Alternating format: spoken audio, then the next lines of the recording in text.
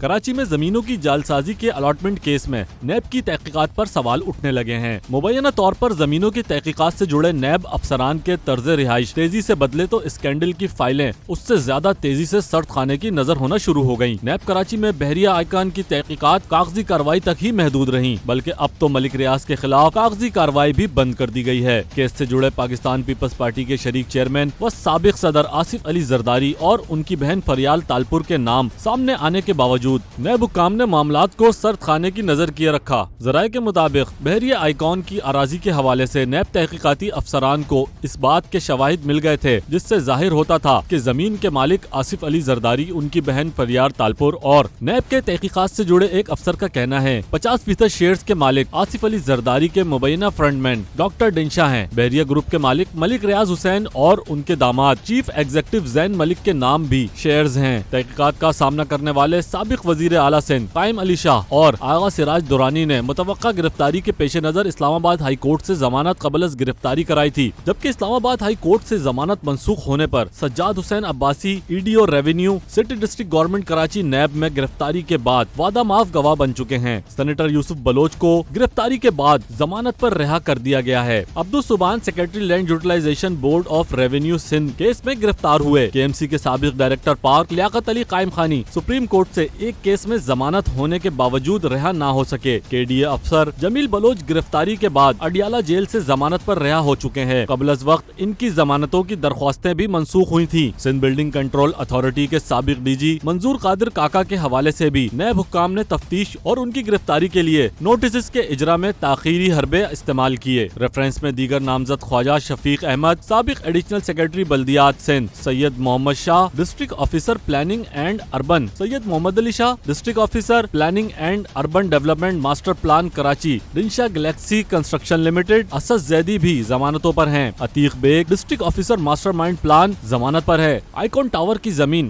Galaxy construction company کے مالک محمد سلیم کی تھی۔ ان سے سابق صدر آصف علی زرداری کے فرنٹ مین ڈنشا نے کمپنی خریدی اور 1996 میں اس زمین پر 15 منزلہ فلیٹ بنانے کے منصوبے کی منظوری حاصل کی گئی، مگر پیپلز پارٹی کی حکومت برطرف ہونے کے بعد یہ منصوبہ روک دیا گیا تھا۔ 2008 میں سابق صدر آصف علی زرداری کے دور میں بورڈ آف ریونیو نے غیر قانونی طور پر 2769 square yard Clifton quarters Karachi کی زمین کی الاٹمنٹ دی اور دیگر زمینوں کو شامل کر کے بحریہ آئیکن ٹاور کی بنیاد رکھی اور جعلسازی کے ذریعے پلاٹس نمبر 5 اور 6 رہائشی کمرشل 9636 اسکوائر یارڈ کو 17000 اسکوائر یارڈ تک پہنچانے میں کامیاب ہو گئے۔ 6000 اسکوائر یارڈ کی ابن قاسم پارک کی زمین بھی آئیکن ٹاور کے حصے آئی۔ اس کا پورے مقدمے میں ذکر نہیں۔ زیر تعمیر ٹاور کے الاٹمنٹ میں مختلف اداروں نے اپنے اختیارات کا ناجائز استعمال کیا تھا، لیکن نیب نے الاٹمنٹ کی سنگین بے قاعدگیوں کے باوجود اپنی تفتیش اور ریفرنس میں اس پہلو کو شامل ہی نہیں کیا۔ قانونی ماہرین کا کہنا تھا